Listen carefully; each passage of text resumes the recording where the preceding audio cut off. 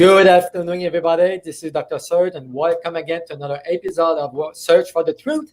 And today I'm really excited to have Dr. Bob back with us. Good afternoon.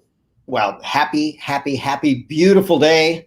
It's an honor to be your guest. I love sharing the search for truth, right? How fantastic. The world is looking for that now.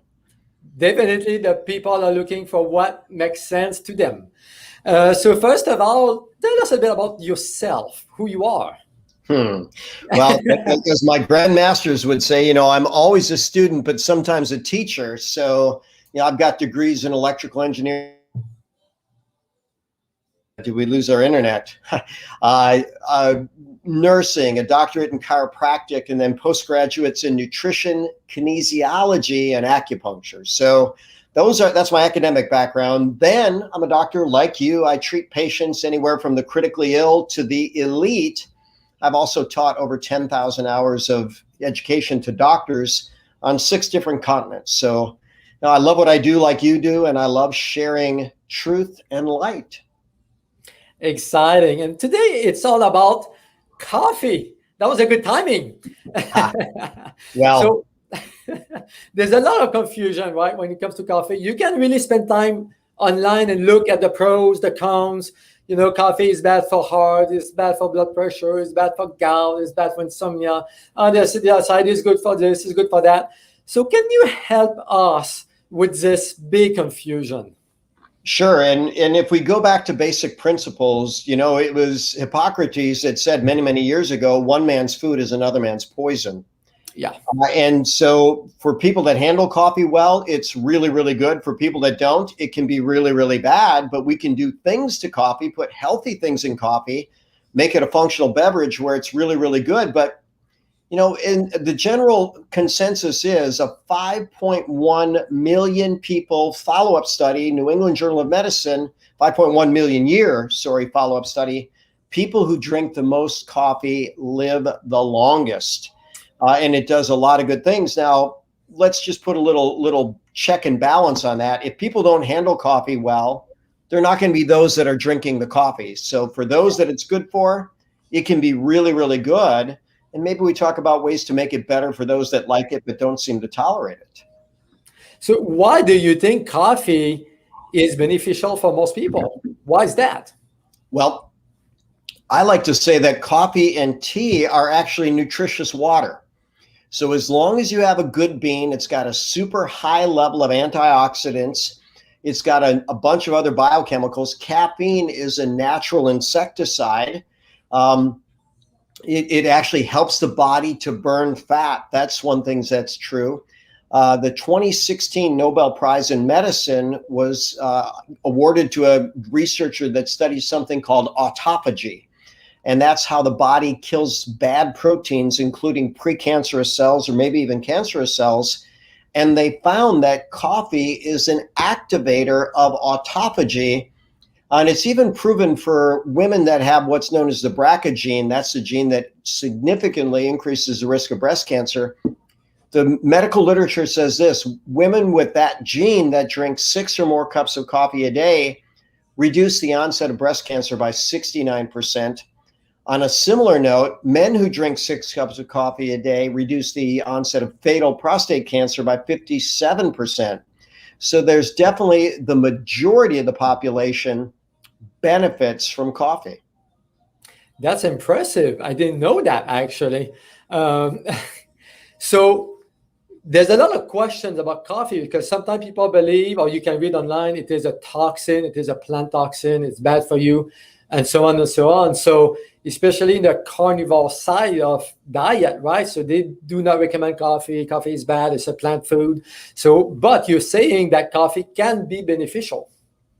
Well, it's not just me saying it. The 5.1 million people follow up here, that's pretty telling. Nobel Prize winning research, that's pretty telling. But when you look at coffee and the fact that it can help the body a lot, that's good, but there's a downside. Coffee is very acid. So 30 different acids in coffee, but yet some of these acids have benefits. One called chlorogenic acid is actually good for blood sugar regulation. Yeah. So there can be a pro and a con to everything, but mostly comes down to quality, in my opinion. I mean, if you've got a toxic coffee sprayed with insecticides, that's not going to be the kind that we're going to recommend. We want it clean, we want it healthy. And, as long as people tolerate it, they can probably have regular coffee. But if they don't tolerate it, we can add things to the coffee that make it, even for people that don't tolerate it, a supremely healthy beverage. We're going to get back to that, actually. You mentioned autophagy, and this is something that is activated during fasting as well, right? Yep. So is it okay to drink coffee while you fast? Well, if we're talking just coffee, absolutely. Black coffee, one of the bigger challenges with coffee is what people put in it. I was teaching a seminar at a hotel that had a Starbucks at the bottom level, and I like my coffee. So I was in line. Now, this was before I drink a functional coffee now infused with the superfood that makes it 100% healthier, 1,000% healthier. But I decided to look and see, okay, I wonder how many people are actually ordering coffee. And of over 30 people I saw order coffee, only one ordered a black coffee. Everybody else ordered a caramel macchiato, a mocha frappuccino, things that were absolutely loaded with sugar and fat. And, they don't realize that, they may be getting 500 extra or more calories, and sometimes multiple times a day. And, we live in a society where so many people struggle with weight. You obviously look real good. I think you make great choices. Maybe you have great genes. And with constant effort, I maintain a good body composition too. I certainly don't want an extra 500 calories a day of junk, nor do I recommend it. Good point. And we do have a question actually from Miss Lena. She's asking, what about the coffee from coffee machines, capsules? Any benefits from that? Are you talking about the coffee beans? Well, when they're talking about the capsules, sadly, most of those capsules are plastic. Yeah. Then you're running hot water through plastic. And, it's been said we live in an estrogen toxic world, and they've basically proven that. They've done toxicity studies from fat samples from 1971 forward. It's called the Human Toxin Inventory. And these xenoestrogens, foreign estrogens, are in 100% of the samples that they look at. So unless it's a bisphenol-free plastic, which, by the way, can be available, they're probably intoxicating themselves by running that hot water through the plastic. So if it's a clean way of doing it, okay. If it's not, don't. But you're probably better off not running the hot water through a foreign material. Just mix it straight with the coffee. Really good point. Thank you. Because a lot of people ask me about that question. I know it's not the best way. Sometimes it's convenience, right? Yep. But let's get into the meat of what we need to talk about, the functional coffee. So you mentioned that a few minutes ago. What do you mean by functional coffee? Well, first, I'm going to just go to a broad category of functional beverage.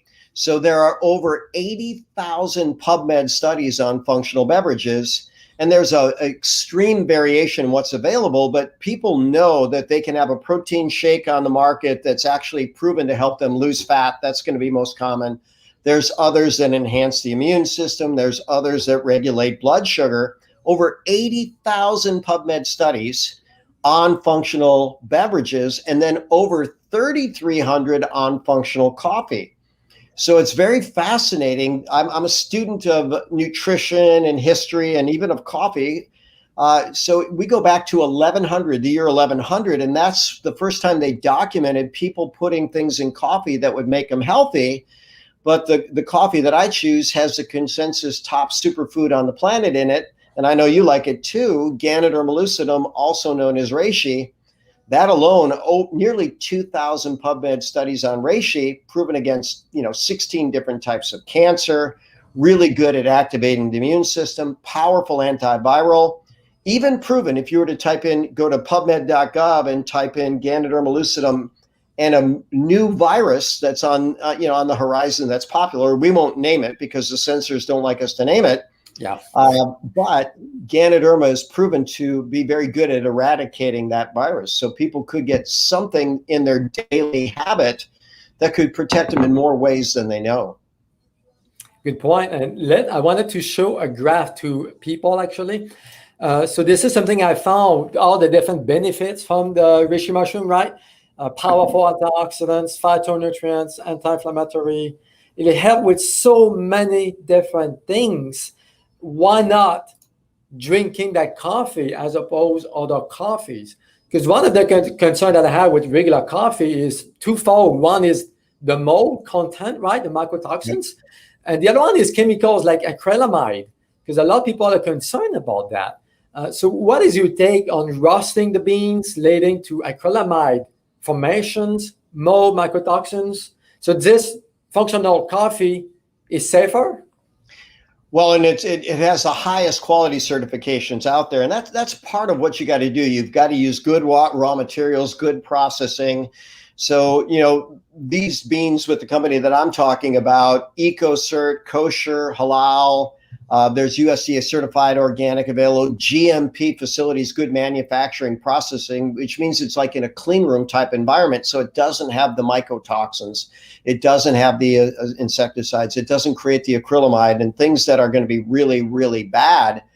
But, our coffee's pre-brewed. We mentioned the acids, and they have 2 patented processes.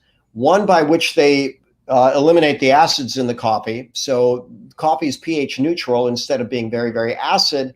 And that increases the efficacy of the Ganoderma in it. But, Dr. Serge, anybody can put Ganoderma in coffee, but with our patented process, we maximize the nutrients that we're able to put in from Ganoderma. We then maximize the availability of the nutrients by minimizing the acid in the coffee. And it can't be replicated because there's a patent on the process. So we have a better choice that's available. I mean, I agree with you because I have tried in the past other reishi coffee, right? And they are not the same at all. I mean, you don't feel the same benefit. My sleep was not as good. My GI was not as well, right? So the mushroom was, even though there was some mushroom in it, was not the same quality. So can you tell us a little bit about how they grow the mushroom in the case of organo?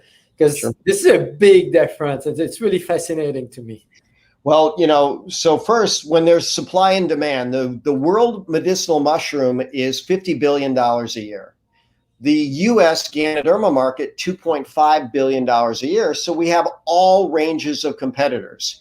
Just like if we wanted transportation, someone could say, well, I'm going to use a tricycle. And someone else says, I'm going to use a Rolls Royce. Well, most of the competitors out there are somewhere near the tricycle. They cut costs. They grow their Ganoderma in a plastic bag. They can call it organic. They can't call it USDA certified organic, but they can call it organic because it doesn't use herbicides, insecticides, fungicides. But they grow it in a very unnatural environment. And if you look at pictures of the plant side by side, theirs is pale and kind of looks sickly, where ours is grown in the natural environment on natural logs in USDA certified organic procedures. And, the purpose of the physical exam, we look at people on the outside to figure out what's going on the inside. We can do the same with mushrooms, right? We can look at mushrooms on the outside and we can tell which one's healthier. And ours is bright and colorful and red and vibrant. And theirs is pale brownish, and the difference is beyond obvious. But when they grind it up and put it in coffee or a capsule, people don't know what they're getting. People just don't know. But when you start drinking that coffee, the organic coffee, man, I was blown away by the benefit of it. My sleep was so good. My sleep is good. I mean, I can drink coffee at 2 or 3 or 4 o'clock in the afternoon, and I don't feel jittery. I feel good. You can really tell the difference. And a lot of people don't believe me until you actually try yourself. That's the key, isn't it? So I tell, my patient base, I like to tell them when we put them on a detox, you have 2 choices, healthy coffee or no coffee. Well, people, they don't want to do without their coffee. And then when they switch over to the healthy coffee, they say, wait a minute, I don't get the jitters. I don't get the crash. I can have as much as I want. And it's very friendly to my gut.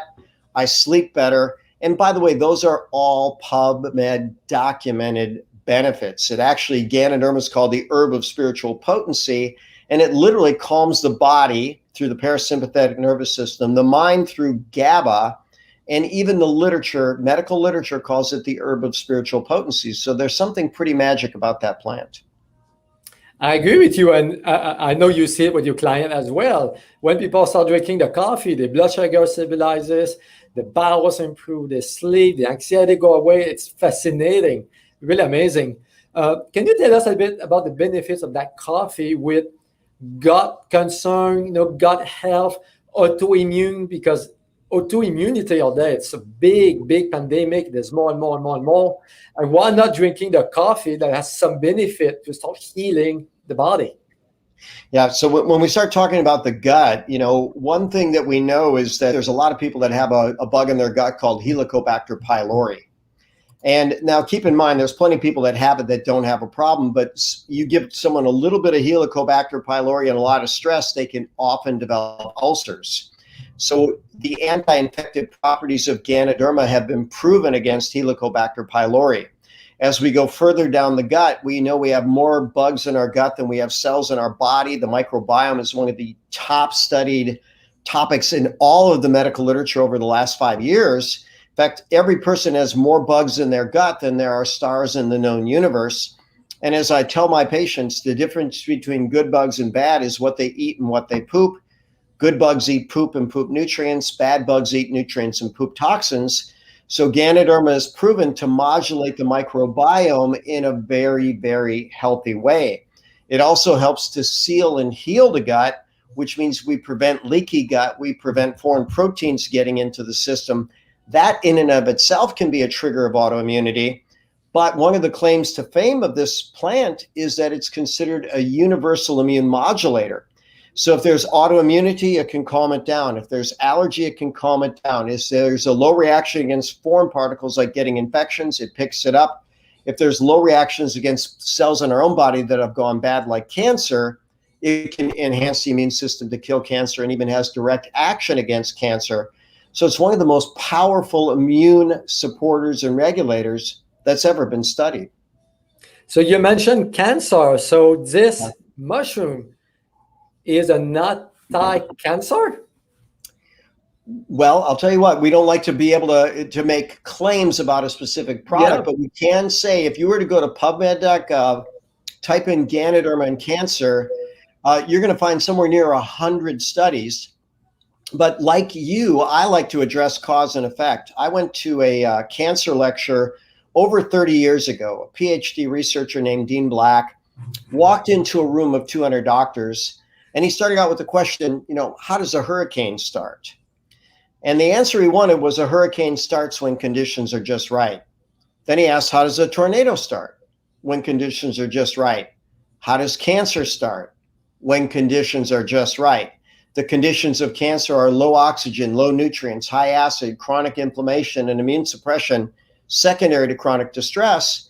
Well, Ganoderma unwinds all of the conditions of the perfect storm of cancer, but it's proven directly against horrible cancers like glioblastoma, the most aggressive brain cancer, lung cancer, colon cancer, kidney cancer, breast cancer, prostate cancer, leukemia, lymphoma, multiple myeloma, and right on down the line, so many scourges against humanity, this plant is effective against. Wow, that's fascinating. I didn't know that. Awesome. And we have Miss Lena. She has this question. So what is a healthy coffee? What brand would that be? It's too big of a choice, right? How do you know which one is healthy? This is a really good question. Well, we're going to make the answer really, really easy. So, Dr. Serge and I are advocates for health. And so we actually both have invested in this company that we know. It's called Organo. And so we're independent distributors, and you can reach out to Dr. Serge, and that's going to be your source. And, then he'll help you set up whatever you want. It can be delivered to your doorstep the same day every month if you choose. Once you try it, I think you're going to fall in love with it. Oh, man, I've been drinking that coffee for years and years and years, and 1-2 cups a day. One of the concerns with coffee that a lot of my female patients have is adrenal health. So dysfunctional coffee, does it affect the function of the adrenals? Sure. So, when we start looking at the adrenals, I'll give a quote from the medical literature. It says, many, if not all, New World primates have elevated cortisol and cortisol resistance. So it's not just going to be females, although they may be more vulnerable to it. They rely on their adrenals a lot more, especially as they get into perimenopause and menopause years. So they may notice it more effectively. But there's certain drivers of the adrenal function. And it starts between our ears. So when we have stress, we create a stress response. The pituitary sends a signal to the adrenals to release stress hormones, but Ganoderma drives calm brain chemistry. The inflammatory process can also trigger a stress response. Ganoderma has anti-inflammatory modulators by more than 13 different mechanisms. Additionally, it's a direct driver of the parasympathetic nervous system, which is the healing and restorative nervous system. It's also considered the most alkaline food on the planet. As we alkalize the body, every single hormone and enzymes works more effectively. And when you have a more efficient machine, that reduces stress on the body as well. So a lot of different mechanisms by which you can help people recover from adrenal distress. But I'll take it one step further. When you look at coffee and the adrenals, caffeine stimulates initially what's known as adrenaline, noradrenaline, also known as epinephrine, norepinephrine. But here's one thing we know.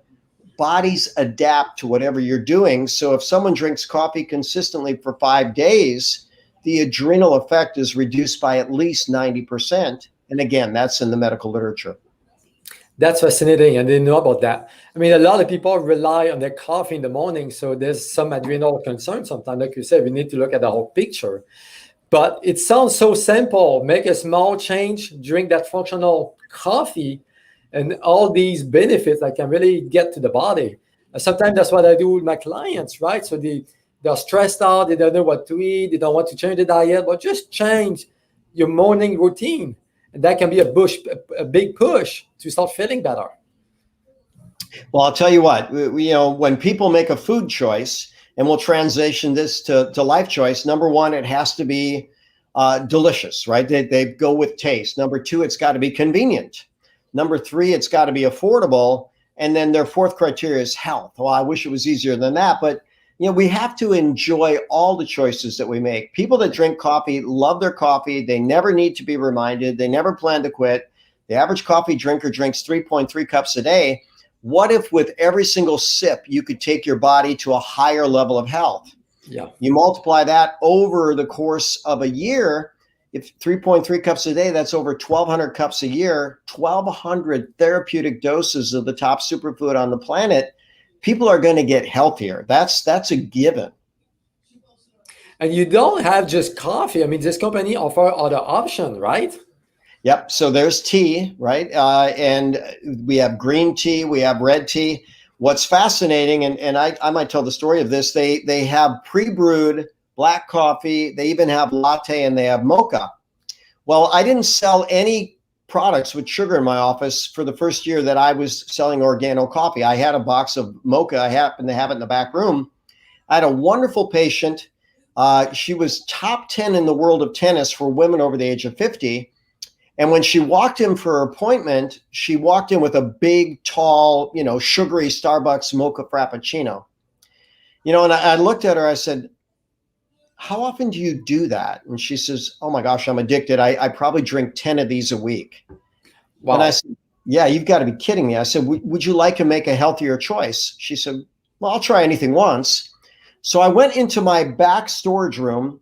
I had my box of mocha was on the shelf and it had collected dust. So I, unwrapped the package, pulled the sachet out, not in front of her. I didn't want her to see it was dusty, made sure it didn't expire, and it didn't, right? We have a couple of years for an expiration date. I walked up front and I mixed her a mocha. She took one sip and she said, that cannot be healthy. And I said, well, why do you say that? She says, well, it just tastes too good. I didn't do the comparison. It's got 1/3 the sugar, 1/2 the calories, and a mega dose of Ganoderma. So she switched to our mocha that week and lost 4 pounds the week of Thanksgiving. So wow. She's been a customer ever since. She made the switch, and her body, mind, and spirit appreciates it. That's amazing. Can you tell us a few more stories about how that coffee really changed someone's health? Well, one thing that we hadn't really addressed was brain function. And we've got so many people that suffer from either attention deficit or maybe depression or maybe anxiety. But Ganoderma is proven to enhance 4 major neurotransmitters, and that would be acetylcholine for memory, Dopamine, which depends on what part of the brain. If it's the frontal cortex, it's focus. If it's something called the locus coeruleus, it's joy. If the substantia nigra, it's the fine motor movement, and that's the problem that gets associated with Parkinson's. It's also good for serotonin, which makes us happy, and GABA, which makes us calm. So I had a mom bring in a 4-year-old boy that had seizure disorder from a head injury as a child.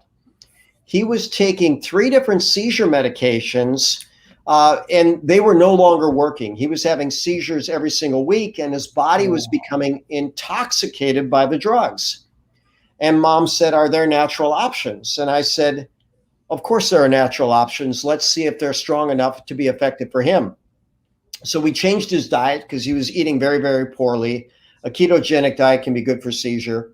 We gave him a very good tasting shake. He loved chocolate. We have chocolate shakes that are infused with Ganoderma, made with a grass-fed organic way. We gave him a hot chocolate, which was infused with Ganoderma, chewable fish oils, which were flavored to taste good, a good chewable multivitamin. Within 6 months, this child was off of all seizure medications and no longer having seizures.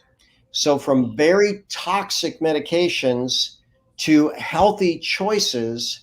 And think about that. If you're taking toxic medications when you're 4 years old, what's going to happen to you by the time you're 25, 30, 35, 40, 45? The brain's going to be in trouble. We've seen people that have lowered their blood sugar, people where their blood sugar was so out of control that they started having kidney problems. And those of us that know about diabetes, we know it's the most expensive problem in the sick care system. It's bad for the blood vessels. It's bad for the nerves. It's bad for the kidneys. It's bad for the eyes. I had someone that their kidneys were declining so rapidly that they were progressing towards dialysis. And just adding Ganoderma, now we also have capsules. In her case, I wanted to change her chemistry fast by taking capsules every waking hour for a period of 10 days. But we stopped her from spilling protein in the urine. We ultimately normalized the blood sugar. That allowed the kidneys to heal and normalize as well. And those are a couple of fun cases, and we literally have hundreds of cases. Oh, I've heard so many stories from people, from the group, from you. I mean, I hear sometimes stories of autistic kids starting drinking the hot coffee, and they slowly come back to themselves. It's fascinating what one change can do to the body. It's really fascinating. So anything else, Dr. Bob, you want to say? Well, one, I always love what you stand for, and especially standing for truth. And both of us know the power of nature and the power of healing. But what a lot of listeners may not know is that the majority of drugs actually started out with plants that worked. So some scientists said, let's find out what's in that plant that works.